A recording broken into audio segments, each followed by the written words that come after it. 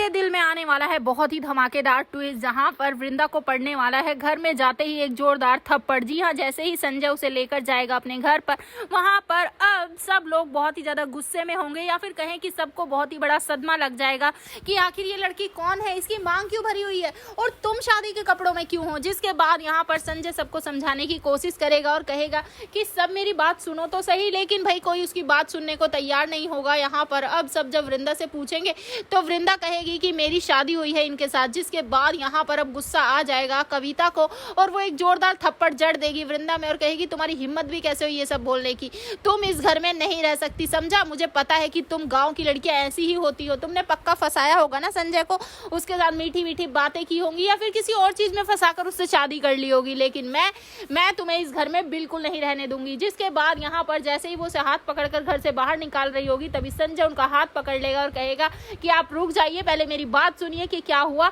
उसके बाद ही कोई डिसीजन लिया जाएगा। जिसके बाद संजय सारी बातें यहाँ सबको बताएगा और सबके होश उड़ जाएंगे कि इतना बड़ा कोइंसिडेंस कैसे हो सकता है, कैसे ये सारा ड्रामा हो सकता है, पक्का ये किसी की सोची समझी साजिश है।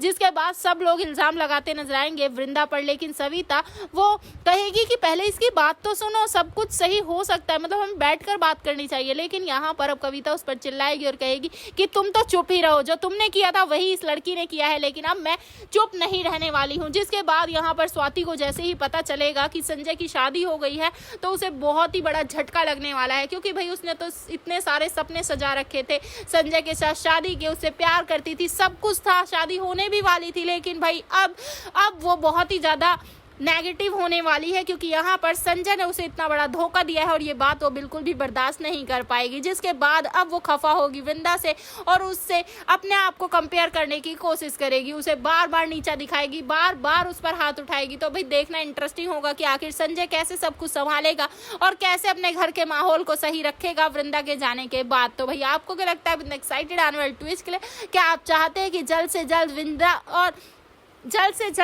और संजय के बीच की जो ये गलतफहमियां हैं वो जल्दी से खत्म हो जाए और फिर ये दोनों अपनी जिंदगी की नई शुरुआत करें?